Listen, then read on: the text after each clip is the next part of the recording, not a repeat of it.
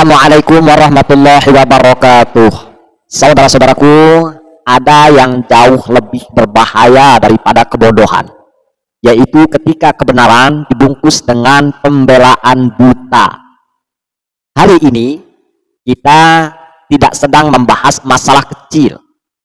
Kita membahas sesuatu yang kalau ini dibiarkan akan membuat hukum Allah tunduk pada figurnya. Dan ketika itu terjadi, umat akan terseret dalam gelombang fanatisme yang membutakan mata dan hati. Sahabat-sahabatku, yang kalian tentunya belum subscribe channel ini, silahkan kalian subscribe agar kita bisa mengungkap narasi-narasi seseorang, para muhibin yang akan menutupi sebuah fakta. Bagi kalian yang sudah subscribe channel ini, saya mengucapkan terima kasih. Mudah-mudahan kesehatan, kesejahteraan, taufik, inayah, hidayah Allah selalu menyertai kita semua.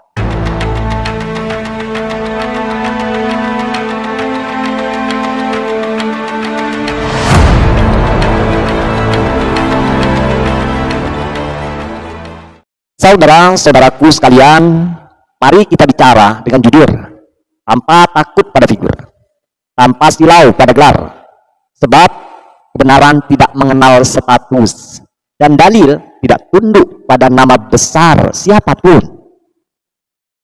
Beberapa waktu lalu kita dengar pernyataan dari Habib Lutfi bin Yahya bahwa beliau mengatakan telinga termasuk rukun wudhu.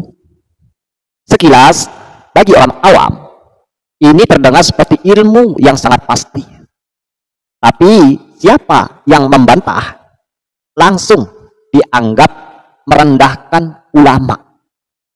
Dan benar saja muncul pasukan-pasukan pembela daripada Habib Lutfi bin Yahya, muhibin yang tentu takut terhadap para habaib Ba'alawi.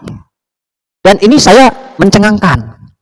Bahkan di sini yang saya anggap tadinya kredibel seperti Kang Sani Uye, malah sekarang terseret ke arus sana. Ya, pilihan beliau.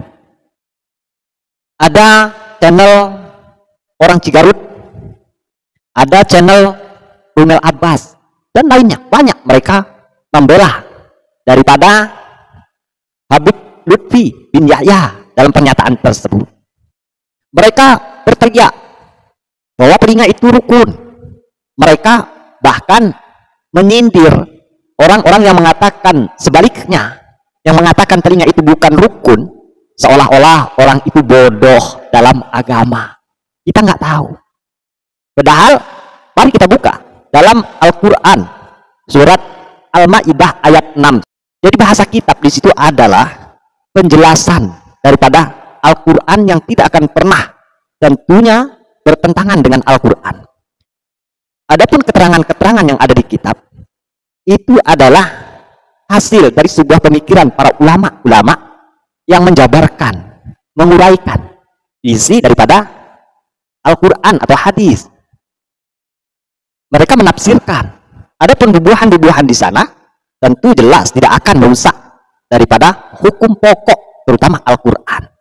Di mana jelas di situ menyebutkan, ya ayyuhallazina amanu iza qumtum ila sholati faghsilu wujuhakum wa aydiyakum ilal marafiq wamsahu bi ru'usikum wa arjulakum ila ka'bain. Basuh wajah, basuh tangan sampai siku, usap kepala, basuh kaki sampai mata kaki. Tidak ada kata telinga di sini. Tidak ada. Tidak ada sama sekali. Jadi intinya kalaupun orang tidak membasuh telinga, masih dibenarkan di dalam Al-Quran. Di sini kita fokus kepada anggota ya, bukan soal artinya penambahan akan kedudukan niat kita di dalam berwudu. Makanya adapun tambahan-tambahan itu tentu itu lebih condong, lebih pantas kalau dia tentunya mempunyai hukum sunnah. Lalu bagaimana dengan hadis Nabi Shallallahu Alaihi Wasallam yang mengusap telinga? Betul, hadis riwayat Abu Dawud, Tirmizi, dan lainnya menjelaskan bahwa Nabi Shallallahu Alaihi Wasallam mengusap telinga bersamaan dengan kepala. Ada hadisnya memang. Sekarang kita menggunakan daripada referensi kitab. Imam An-Nawawi dalam Al-Majmu' mengatakan, wa amma mashul udhunaini wa sunnatun inda jami'il ulama laisa biwajib. Adapun mengusap kedua telinga hukumnya sunnah menurut seluruh ulama, tidak wajib. Ini Imam Nawawi. Kalau kita pindah ke mazhab di mana mereka menggunakan daripada dua mazhab yang tidak sependapat dengan mereka ataupun istilahnya mazhab Imam Hambali, di sini condong sama apa yang dikatakan oleh Imam Syafi'i, di mana Ibnu Qudamah, ulama Hambali, dalam kitab Al-Mughni, beliau berkata, wa mashul udhunaini sunnatun la na'lamu bihi khilafan. Mengusap telinga adalah sunnah dan kami tidak mengetahui adanya perbedaan pendapat dalam hal ini. Tapi nanti kesimpulannya, simak dulu. Artinya apa di sini? Mayoritas mutlak ulama sependapat telinga itu sunnah, bukan rukun, bukan wajib. Kalau tidak diusap, wudu tetap sah, sholat tetap sah. Hanya saja kita kehilangan kesempurnaan wudu. Ini yang relevan. Nah, sekarang pertanyaannya, kenapa pernyataan Habib Lutfi yang jelas keliru dari sisi fikih malah dibela mati-matian oleh para pengikutnya? Jawabannya ada dua. Yang pertama, ini karena mereka fanatisme figur dan mental. Membenarkan dulu. Jadi benarkan dulu apa yang dikatakan oleh Habib Lutfi, baru mencari dalil.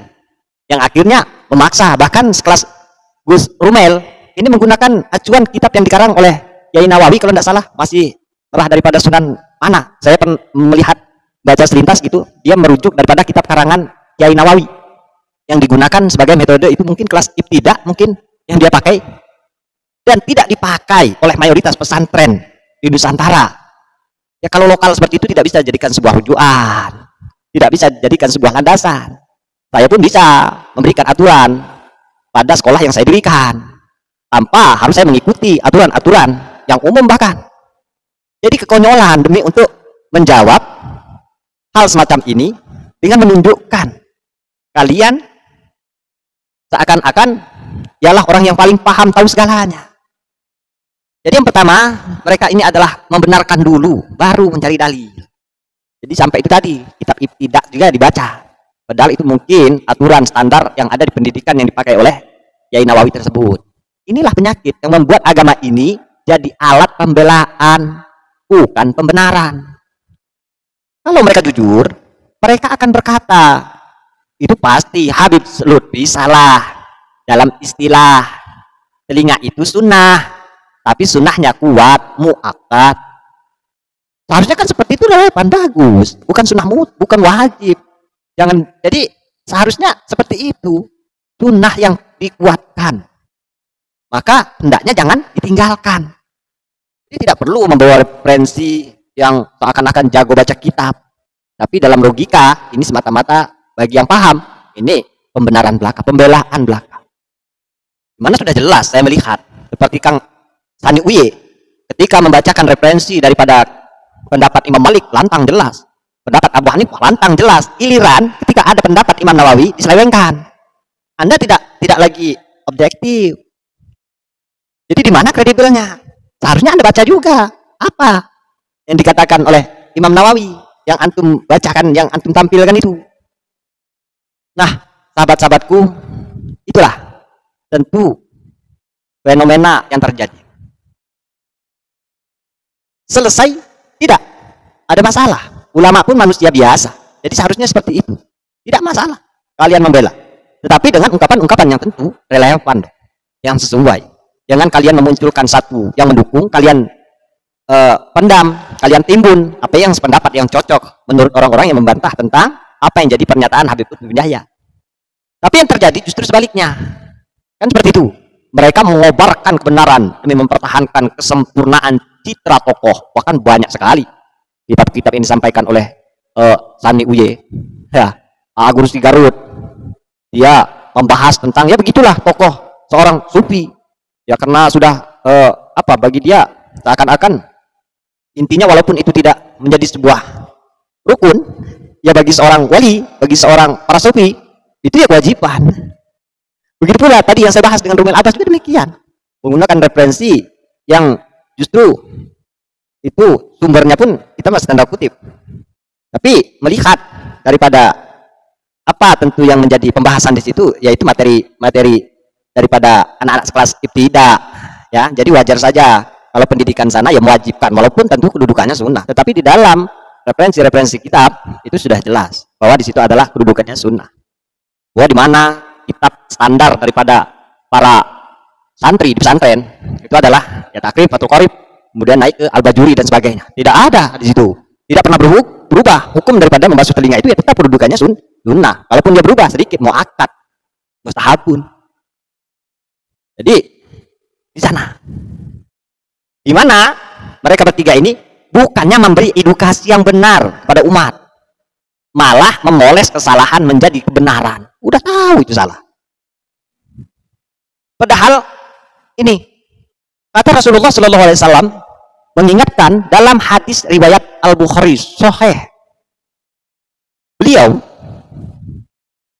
mengatakan man khossana falaisa minna, barang siapa menipu kami maka ia bukan dari golongan kami. Menipu di sini bukan hanya soal harta, tapi juga menipu dalam ilmu, menyampaikan sesuatu yang salah lalu membungkusnya agar terlihat benar. Bahaya kalian, ya. Jadi luar biasa, demi pembenaran seperti itu mereka lakukan.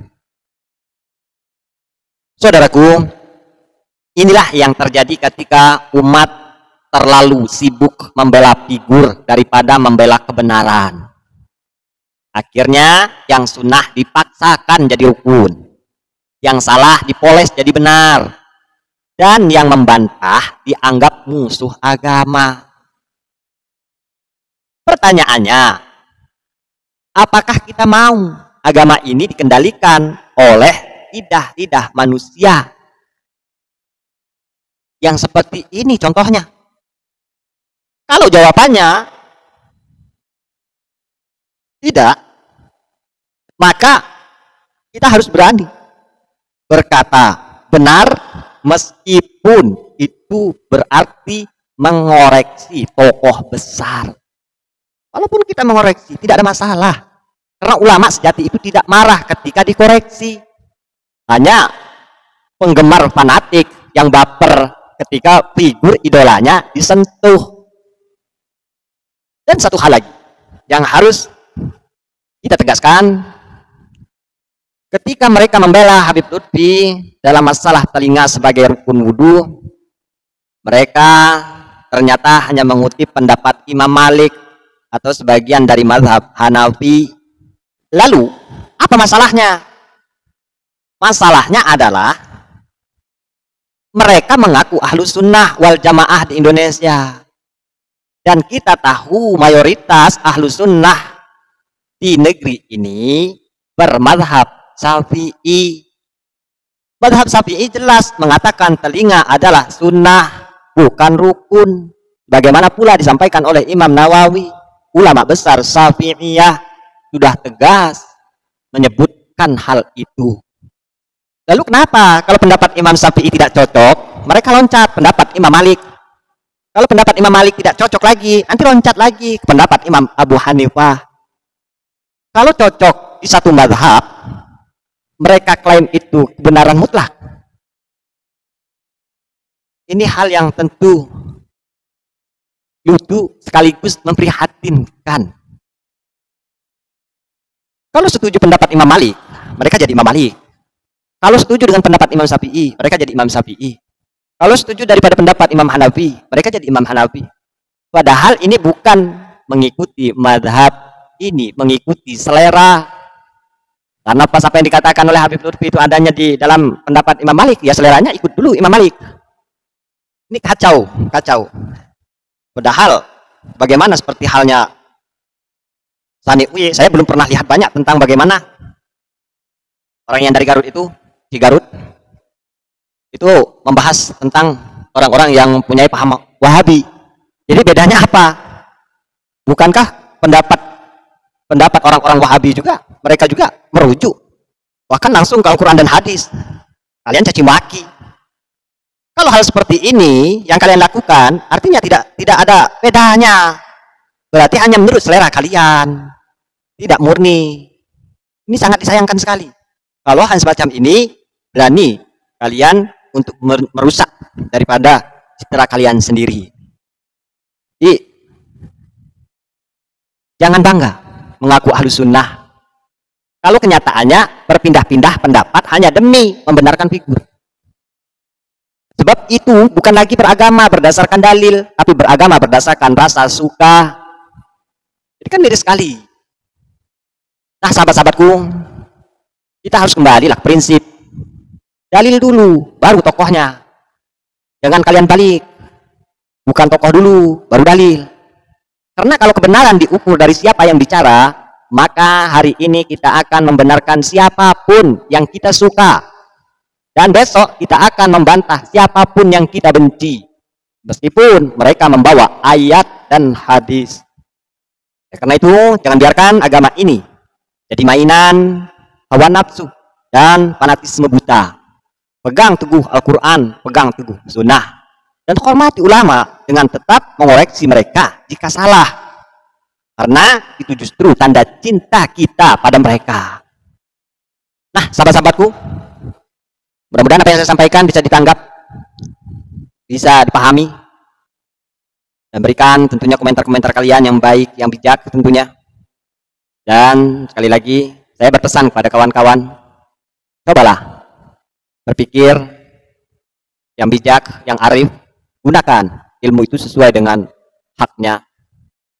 Kita bukan berada di panggung sandiwara seperti halnya Kang Sani Uye yang banyak, mungkin beliau itu ratusan bahkan ribuan kitab yang terkoleksi. Begitu juga AA Guru Cigarut. Tunjukkan saja apa yang menjadi problema kita selama ini. Mana bukti kalian, mana referensi kalian. Jadi jangan melebar-lebar, lebih-lebih hal seperti ini kalian muncul membela pembenaran, bukan kebenaran mutlak, bahkan membenarkan suatu hal yang salah. Intinya persoalan ini adalah apa yang menjadi polemik kita tentang keabsahan nasab Habib Alawi. Kalau kalian ada referensi, kalau kalian ada rujukan kitab, kalau kalian ada manuskrip yang membuktikan bahwa leluhur Alawi itu memang ada, tunjukkan. Jadi jangan mengaku hebat di media sosial dengan Anda membukakan judul-judul berbagai macam kitab, tetapi menghindar ketika pertanyaan itu dilontarkan kepada kalian. Nah, itu saja kawan. Mudah-mudahan saya sampaikan bermanfaat. Saya Hakim Medsos. Salam al sehat. Assalamualaikum warahmatullahi wabarakatuh.